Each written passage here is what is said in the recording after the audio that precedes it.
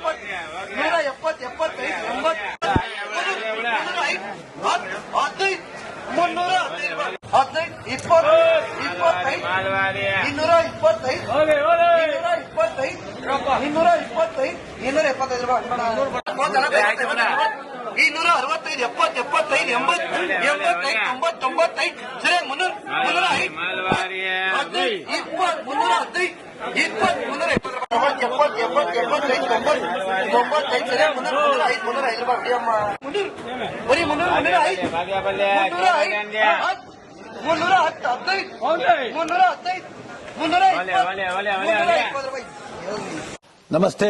ಎಲ್ಲ ನನ್ನ ಪ್ರೀತಿಯ ಕನ್ನಡಾಭಿಮಾನಿಗಳಿಗೆ, ಕಲಾಭಿಮಾನಿಗಳಿಗೆ ನಿಮ್ಮ ಪ್ರೀತಿಯ ಶಿವಾರ ಉಮೇಶ್ ಮಾಡೋ ನಮಸ್ಕಾರಗಳು. ಕೋಲಾರದ ಸಮಸ್ತ ಬಂಧುಗಳು, ಕರ್ನಾಟಕದ ಎಲ್ಲ ಕಲಾಭಿಮಾನಿಗಳು, ಕನ್ನಡಾಭಿಮಾನಿಗಳು ಈ ಐಡಿಯಾ ನ್ಯೂಸ್ ಚಾನೆಲ್ನ ಸಬ್ಸ್ಕ್ರೈಬ್ ಮಾಡಿಕೊಳ್ಳಿ, ಬೆಂಬಲಿಸಿ, ಆಶೀರ್ವದಿಸಿ, ಆನಂದಿಸಿ, ವಿವೇಚಿಸಿ, ವಿಚಾರಿಸಿ. ಐಡಿಯಾ ನ್ಯೂಸ್ ಚಾನೆಲ್ಗೆ ತಾವೆಲ್ಲರೂ ಕೂಡ ಚಂದರ್ರಾಜ್. ಧನ್ಯವಾದ.